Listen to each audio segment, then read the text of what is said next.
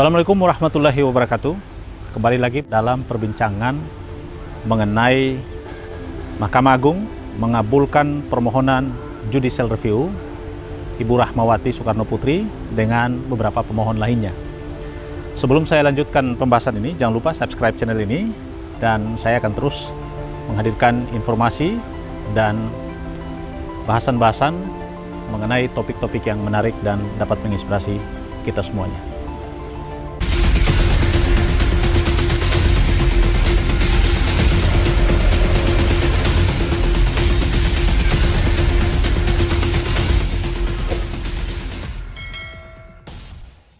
Kembali lagi bertemu dengan saya dalam pembahasan mengenai Mahkamah Agung membatalkan peraturan KPU nomor 5 tahun 2019 atas gugatan sengketa Pilpres. Itu judul yang ditulis oleh beberapa media. Nah, saya ingin memberikan argumentasi secara hukum terkait dengan dikabulkan permohonan judicial review terhadap peraturan KPU nomor 5, khususnya pasal 3 ayat 7 berkaitan dengan kewenangan KPU dalam menetapkan pasangan calon presiden dan wakil presiden terkait dengan perolehan suara pada pemilihan umum. Ini menjadi perbincangan yang hangat dan menarik di berbagai media maupun media sosial. Nah, kali ini saya akan coba membacakan tentang apa yang menjadi substansi daripada permohonan judicial review itu. Yang pertama, saya ingin menyampaikan bahwa yang digugat oleh Rahmawati dan pemohon lainnya adalah pasal 3 ayat 7 PKPU yang mengatur tentang penetapan pemenang pasangan calon presiden. Nah, dalam aturan itu dinyatakan bahwa apabila terdapat dua pasangan calon dalam pemilihan presiden dan wakil presiden, KPU menetapkan pasangan calon yang memperoleh suara terbanyak sebagai pasangan calon terpilih. Nah, sebelum saya masuk pada konteks ini, yang ingin saya luruskan adalah ini ranahnya adalah judicial review, sehingga tidak boleh dikategorikan sebagai sengketa hasil pemilihan presiden. Agak berbeda. Nah, kewenangan Mahkamah Agung adalah menjudicial review terkait dengan peraturan satu tingkat di bawah undang-undang, apakah peraturan KPU, peraturan pemerintah, yang dianggap bertentangan dengan ketentuan undang-undang. Dalam konteks inilah yang disebut dengan judicial review. Dalam konteks permohonan yang dikabulkan, ini bukan berkaitan dengan hasil pemilihan presiden, bukan, ya. Yang di judicial review adalah peraturan KPU kaitannya dengan pasal 3 ayat 7. Nah, ada perbedaan kewenangan antara Mahkamah Konstitusi dengan Mahkamah Agung. Kalau sengketa hasil pemilihan presiden, yang berwenang mengadili adalah Mahkamah Konstitusi. Sedangkan judicial review dalam konteks undang-undang bertentangan dengan undang-undang dasar, maka ranah judicial review-nya adalah kewenangan Mahkamah Konstitusi.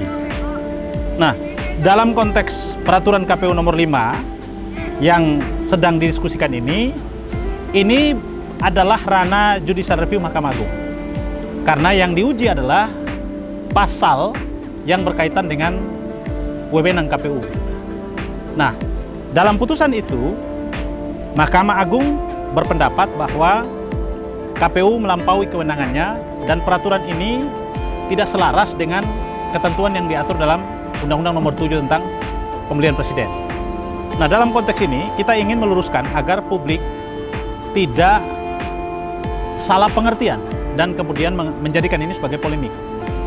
Yang pertama, bahwa ini tidak berpengaruh terhadap hasil pemilihan presiden, sebab Mahkamah Agung tidak memiliki kewenangan dalam mengadili sengketa hasil pemilu presiden.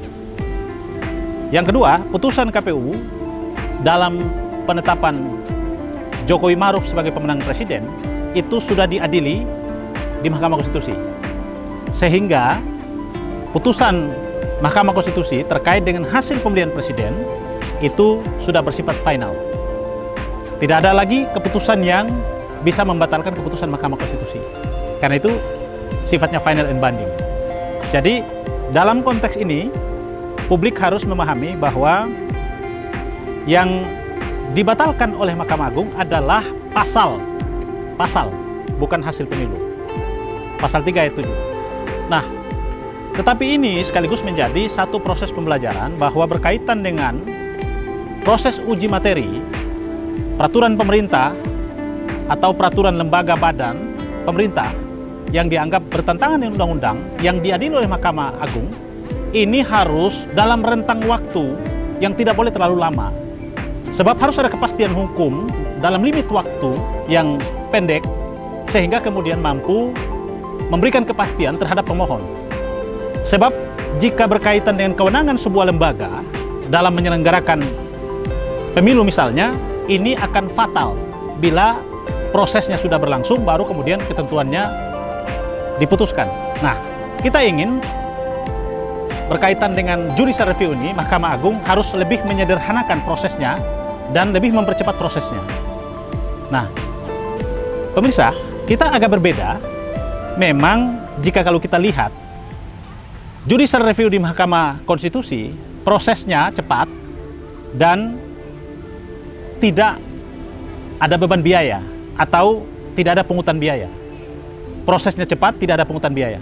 Sementara proses di Mahkamah Agung, prosesnya lama dan ada biaya. Nah, kita ingin dalam ranah judicial review, Mahkamah Agung harus memiliki semacam affirmative action, ya, kebijakan afirmatif dalam kaitan dengan proses judicial review yang seperti pengalaman yang dialami oleh Bu Rahma dan kawan-kawan. Sebab ini menjadi pelajaran yang berharga terhadap lembaga-lembaga yang membuat peraturan yang bertentangan dengan undang-undang atau melampaui kewenangannya.